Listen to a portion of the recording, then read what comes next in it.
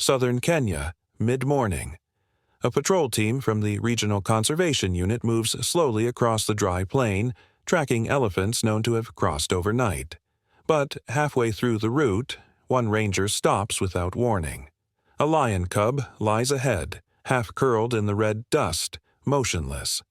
The shape is too still, too quiet.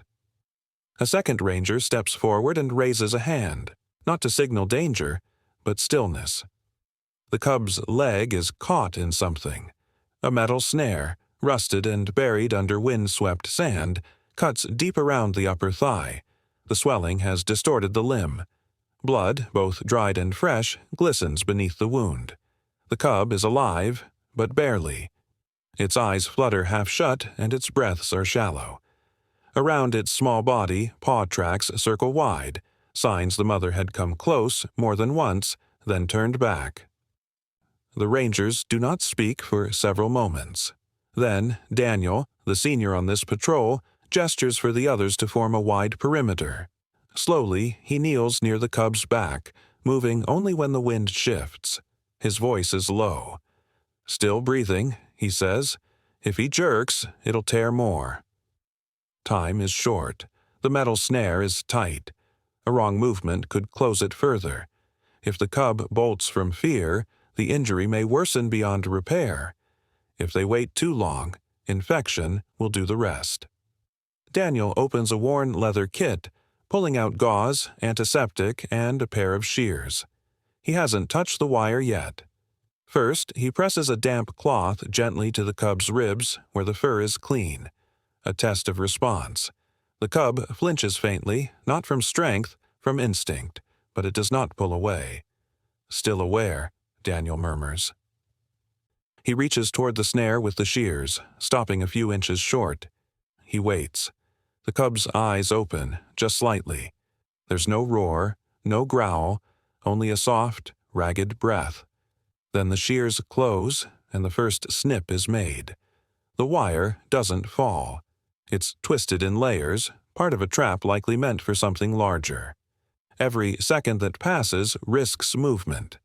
The cub's leg twitches once, and Daniel presses a palm near the paw, not to restrain, just to still. "Almost there," he says, low and steady. Another cut. The wire loosens. Blood wells slightly but does not surge. The limb trembles. Then, finally, the last loop is freed.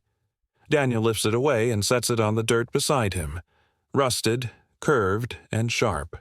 A piece of silent cruelty. The cub doesn't move. He's awake, but too weak. His leg is swollen to twice its size. The wound is exposed now, open and raw. Flies circle. A ranger steps forward with a salve, and Daniel cleans around the torn flesh as gently as he can. The cub moans once, a long, low sound that dies in the dust. "He needs antibiotics. He won't walk today," one of the rangers says. Daniel nods. They prepare the sling. A square of canvas, reinforced. They will lift him together. Before they move, Daniel looks up. She was here, the mother. He points at the tracks. They weave near and far, circling the trap again and again. She's close. She didn't leave. If she sees the sling, she may not come closer again. If she doesn't, the cub won't live. Daniel stands. We lift slowly. Quiet. If she's watching, let her see the care. 4 hands move. The canvas rises. The cub doesn't fight. His head sags to one side and his leg dangles limp. But he breathes. From the tall brush behind them, the grass stirs faintly. Something deeper than wind. 100 meters east of the trap site, the dust is patterned with wide arcs of lioness tracks. They circle and loop, not in the purposeful stride of a hunt, but in the hesitant back and forth of something waiting, or searching. One of the rangers crouches and presses his palm beside the freshest print, still warm beneath the surface. "She's close," he says. Daniel stands a few paces ahead, the sling cradled in his arms. The cub hasn't stirred since being lifted. His breath remains shallow, chest rising just enough to count. The leg, though cleaned, is stiff with swelling. One movement could tear it further. If she's nearby, they cannot risk the vehicle yet. The sound might send her fleeing for good. Instead, they stop. The patrol spreads into a half-circle around the small clearing, each ranger keeping still, eyes to the grass line. The brush here is dry and coarse, broken only by scattered shrubs and a ridge of termite mounds. Tall grasses shift in the midday heat, their tops flicking like silent signals. There are no roars, no calls, just the wind and the breath of a wounded cub. Daniel lowers to one knee, keeping the canvas sling flat in front of him. His voice stays low. She passed here 3 times. She wanted to come in. The prince told the rest. One trail curled to within 10 meters of the snare before turning sharply away. Another doubled back toward a dry gully. A third walked in a straight line toward the north, then vanished. She saw the trap, another ranger says, or smelled blood. She knows it's dangerous. If she comes now, the cub might find the will to lift his head. If she doesn't, time is thinner than the breeze curling through the acacia branches. The team doesn't speak again. For 15 minutes, they watch. Flies circle but do not land. The cub's leg twitches once, then settles. His mouth opens briefly, dry tongue visible, then shuts again without sound. From the far edge of the plain, a shadow shifts. Not large enough to be a full lioness. A bird lifts from the grass and vanishes into the heat. Still no sign. Still no movement. Daniel lifts a hand gently. No radio, no noise. We wait. Another set of paw prints is discovered. These fresher, more defined. Only a few meters apart. Just along the ridge behind a low thorn bush, facing the direction of the snare. She came back again, one ranger whispers. She's watching now. But she doesn't step forward. If she leaves, the cub may never find her scent again. If they move too soon, she may see the humans as the ones who took him. The choice is made not with words, but posture. The team settles lower, even closer to the ground, becoming still enough to let the air take over the sound. Daniel doesn't move his hand from the canvas. The cub stirs once, nostrils flaring, then goes quiet again. The sun is climbing. Heat rises from the ground in soft waves. Still no growl, no crack of branch. But the feeling remains. A presence in the brush, just past sight. So they wait, and wait. The grass doesn't move again. But no one leaves. Not yet. Daniel kneels beside the cub once more, though the wire is already gone. His hands return to the leg, to check the wound for heat, for signs of spreading rot. The cloth he used earlier has dried in the heat, crisp around the edges, stained brown and red. He wets it again from the canteen, folds it twice and presses gently along the swollen joint. The cub does not move. A soft exhale slips from its nostrils. Not pain, not protest, only exhaustion. The sling rests just beside them, canvas still dusted from the drag across the plain. The team has not lifted the cub again. The decision to wait still holds. Daniel speaks, not to the rangers, but to the cub. His voice is even and low, barely more than the breeze. You're still breathing. That's all you need to do right now. The cub shifts its paw a few inches. The leg doesn't bear weight, just trembles, once then stills again. There's no growl, no snap of the jaw. The wire had torn deeper than it seemed, and the limb is thick with fluid now. The skin around it pulses faintly. From the brush line there is no sound, no movement. Still no sign of the lioness. But Daniel does not glance up. He reaches for the gauze again. His hands are slow, practiced, not rushed, not urgent. One fold at a time, he packs a strip beneath the fur and presses salve over the open skin. It's the work of someone who's done this before, but never to a cub so young. You've got time, he says quietly, but not much. Another ranger approaches and stops 2 meters away, holding the small injection case. Antibiotics and anti-inflammatory meds. Nothing more than a few drops, but enough to tip survival. Daniel nods and takes it with one hand, his other still resting near the cub's back. He waits until the breath evens again. Then the needle goes in, a single push near the flank. The cub twitches, breath catching. His mouth opens briefly in a low moan, dry and weak. Then he stills. Daniel steps back. Not far, just enough to let the stillness settle again. His hands drop to his knees. He doesn't wipe them clean. "He didn't fight," one ranger says softly. "He's past that." Daniel nods. "That's why we have to stay. If she sees us carry him off now, she'll never trust the scent again." If the lioness is still watching, and Daniel believes she is, she's seen the whole thing. No threat, no chase, just soft hands and slow breath. But if she waits too long, the cub may slip under without her. Minutes pass. The sling remains untouched. The cub lies bandaged now, eyes half closed but fluttering. His chest rises slowly and shallow. A fly lands near his ear, and he shakes it off weakly. That's enough. Daniel shifts onto his heels and lets the silence stretch long. The others do the same. The sky holds firm above them. The grass bends just slightly, and somewhere behind it, she still hasn't stepped out. The grass behind the acacia shivers once, then holds. A shadow parts the stems, low, wide, golden, and then the lioness steps forward. She does not stalk.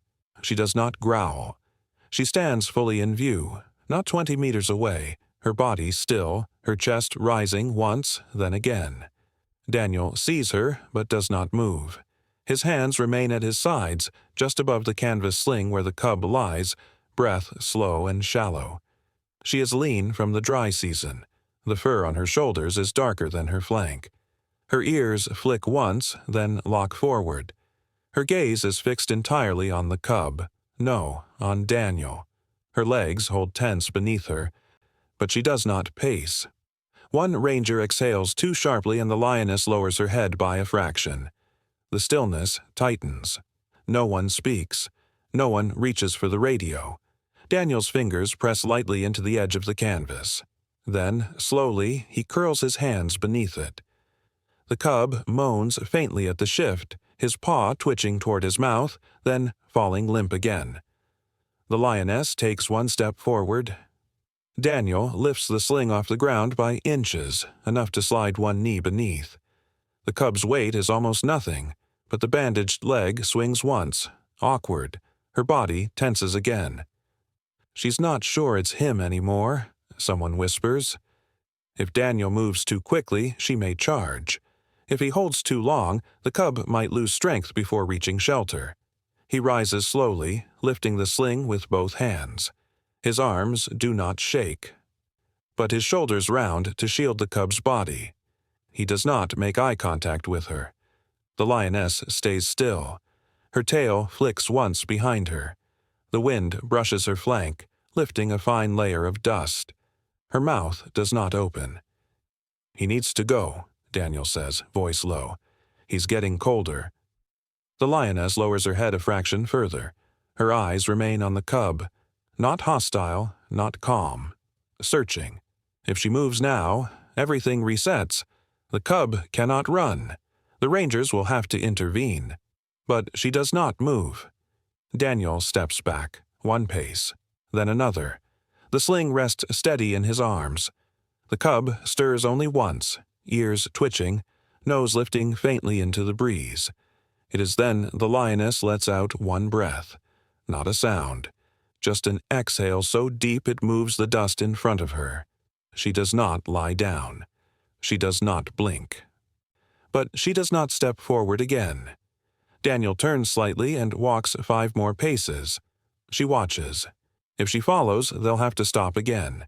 If she turns, the cub may never find her scent once healed. But for now, she stands, locked in place, still as stone, her eyes following the one thing she cannot touch. Daniel stops at the edge of a shallow clearing, just beyond the old termite mound that marks the border of the lioness's circling path. The sling in his arms is warm with the cub's breath, though the body within it has hardly moved since the last antibiotic dose. The cub's head lolls slightly, his bandaged leg tucked beneath him, limp. Time is tightening. The lioness has followed, not close, but visible. 30 meters behind, she stands between two scrub trees, unmoving. She has not made a sound since appearing. Not a single growl, not a huff of breath loud enough to disturb the grass, but she watches, still. Daniel lowers to his knees slowly, the sling cradled against his chest. His boots press into the dry earth. Dust lifts faintly around him. The cub does not stir. His ribs move in the smallest rhythm. Breath, pause, breath again. If she's going to come, Daniel murmurs, it has to be now. He places the sling gently on the ground. The fabric folds in on itself, and the cub settles deeper into its warmth. His ear flicks once. His paw shifts just a centimeter. That's all. Daniel stays crouched a moment longer. Then he leans back, palms on the earth. And then he rises to standing, not turning his back, not stepping fast. Each pace backward is measured, quiet. The lioness remains still. Then she moves, one step forward, another. The earth holds its breath. She doesn't run, she doesn't crouch, she walks. Her shoulders sway in silence, her muscles taut beneath the hide. Her gaze never leaves the shape on the ground. Daniel stops walking. He is 10 meters away now, far enough not to be a threat, close enough not to vanish. The lioness lowers her head slowly and sniffs the sling. Her nose brushes the cub's side. The cub breathes out, a soft, high sound, almost a whimper. The lioness stiffens, then settles again. She sniffs once more, then pauses, and lifts her head, not toward the cub, toward Daniel. Her eyes meet his. No snarl, no challenge, just a long, unbroken look. It holds there, stretching across the space between them like a line drawn in the wind. She does not break it. The cub makes another sound, softer this time, like the wheeze of a dream. The lioness looks down again, nuzzles the sling once with her nose, then steps backward at a pace and sits. Not over the cub, not shielding, just near. If she leaves now, he will be exposed. If she stays, it means she has accepted the presence, if not the hands, of those who helped. Daniel lowers back to his knees. The moment is too thin to speak into, so he stays there, breathing once, then again, letting her keep the space. Between them, the cub exhales once more, a breath caught between species, time, and silence. The lioness rises without sound. No rustle of aggression, no warning tension in her shoulders, just a fluid, quiet lift, like the earth letting her go. She steps toward the sling where the cub lies. Her head tilts slightly, eyes fixed not on the men beyond the grass, but on her own young. Daniel watches from 10 meters away, kneeling now, still as stone. His fingers hover just above the dust. The other rangers hold position, not daring to speak. The lioness leans down and opens her mouth, not wide, not hurried. She takes the cub's scruff in her jaws with a gentleness that years in the field still can't prepare one to see. The sling shifts as she lifts. The cub's limbs dangle. The injured leg swings oddly, but there's no cry. His eyes do not open. Everyone assumes she will turn, back into the brush, into safety, into the silence of her kind. That's what wild mothers do, reclaim and vanish. But she doesn't. She walks forward, toward them. Each step is measured but steady. The sling swings faintly between her legs. Her eyes stay forward, toward Daniel. Not angry, not fearful, just watching. Watching something none of them fully understand. Daniel does not move. He cannot. The moment is not his to interrupt. 5 meters, 3. She closes the last distance and stops directly in front of him, then lowers her head and places the cub, not beside her paws, not near the grass, but at Daniel's feet. The cub lands softly. The sling cushions the fall. One small paw slips free, curled and trembling. His chest rises. Daniel does not reach for him. He only breathes. The lioness stands over the cub for a beat.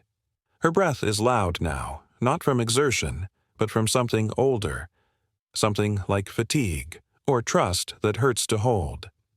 Then she sits, not in the defensive way of a lion guarding her young, not in challenge. She lowers herself beside Daniel, the cub between them. Her side heaves with slow breaths. Dust clings to the edge of her ribs. Her tail rests flat. Daniel glances at the others only once. They do not move. What she has done does not fit the rules. If she had turned away, they would have understood. If she had attacked, they would have been ready. But she came closer, gave him the cub again. No explanation follows. No gesture makes it clear. But it happens. And in that moment, everything shifts. The wild remains wild. But something has crossed over. A line walked by instinct, but carried by breath. Daniel signals with one hand, palm low. The others begin to approach. Slow, measured, no voices raised. The lioness does not rise. She stays seated, but her body tenses, the weight of her gaze now divided between the cub and the men drawing near. Her ears twitch. Her muscles hold like cords wound tight beneath skin. 2 rangers kneel beside Daniel, placing a fresh roll of gauze and a second dose of antibiotic on the earth. The cub lies just between them, limp but breathing. His ear flicks once as the wind shifts.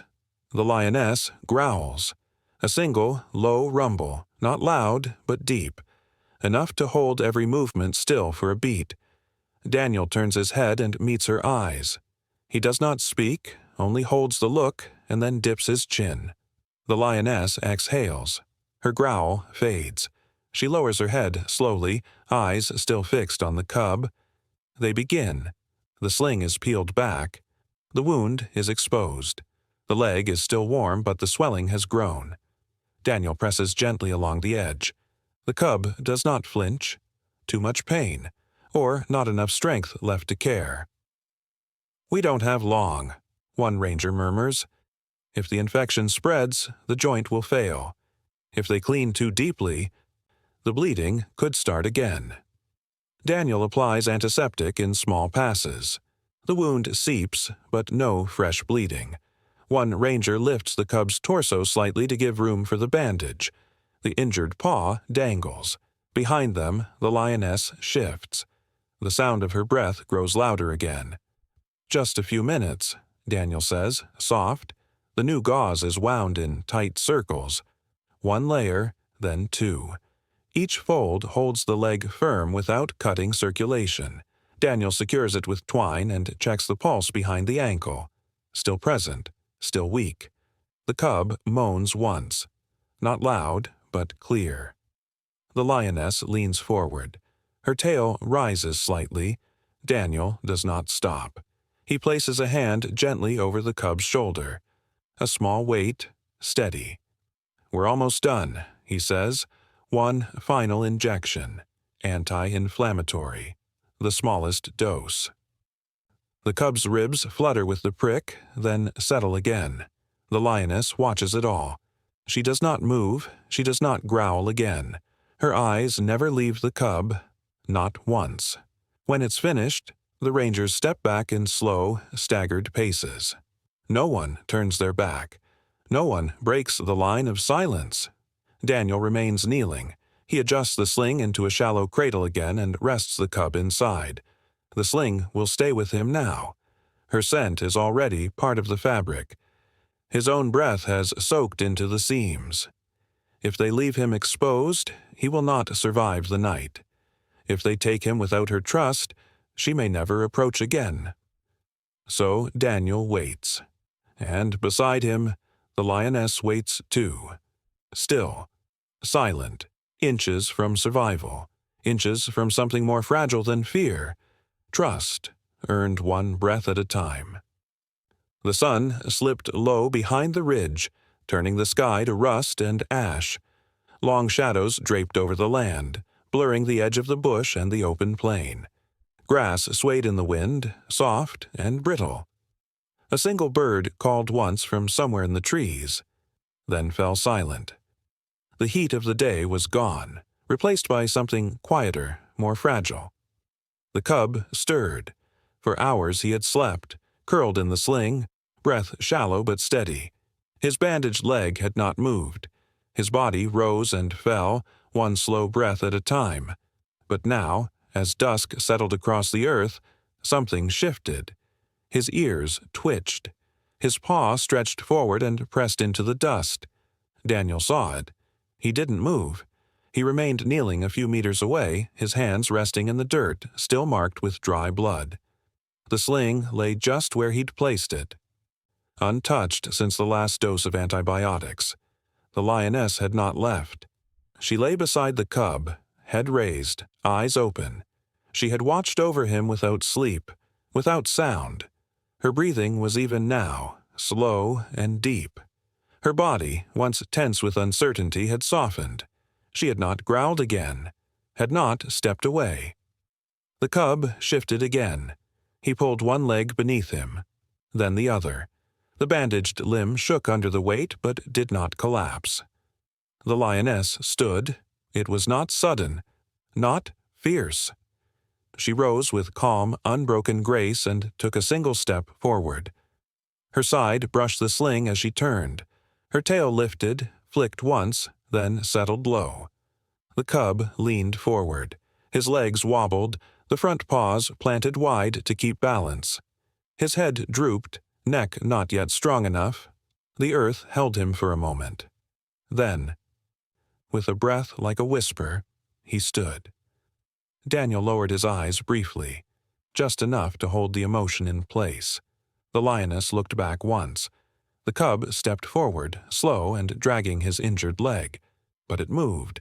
It was held. He limped toward her with the stiffness of something learning its own weight again. She didn't move until he reached her side. Then she bent her head, touched her nose to his ear, and waited. He stayed pressed to her flank, breathing unevenly, body trembling. Together they turned toward the tall grass. No noise, no parting sound. Daniel watched them go. He didn't rise, didn't call the others. He stayed low, knees in the dirt, hands open at his sides. The lioness walked slowly, each step careful, not rushed. The cub followed close, brushing against her legs when he staggered. They crossed the clearing, moving toward the old ridge. The grass thickened with every step. The wind bent the stalks just enough to trace their path. If the cub had fallen, they would have stepped in again. If she had turned back, he would have stayed. But neither happened. At the edge of the clearing, they paused. The lioness looked forward. The cub leaned into her and blinked. Then, without sound or glance, they slipped into the grass. The stalks closed behind them. Daniel stayed kneeling. The sling lay empty beside him, folded by its own weight. He reached down and touched the earth. Beneath his fingers, the dust still held the shape of the cub's body. A shallow press in the dirt, a curl of warmth left behind. He looked toward the place where they had disappeared. Nothing moved now but the wind. The snare lay coiled several paces behind him, twisted and dull. A piece of wire, nothing more. But its shadow stretched long in the fading light. Daniel didn't touch it. He let it lie. The rangers did not speak as they gathered their things. No one raised a radio. No one asked for a photograph. They walked from the clearing with soft steps, the kind made when a story ends not with triumph, but with return. And as the last breath of sun sank beneath the plain, the tall grass swayed in silence. Where the cub had gone, no footprints remained, only a hush in the wind and the memory of one small life walking home.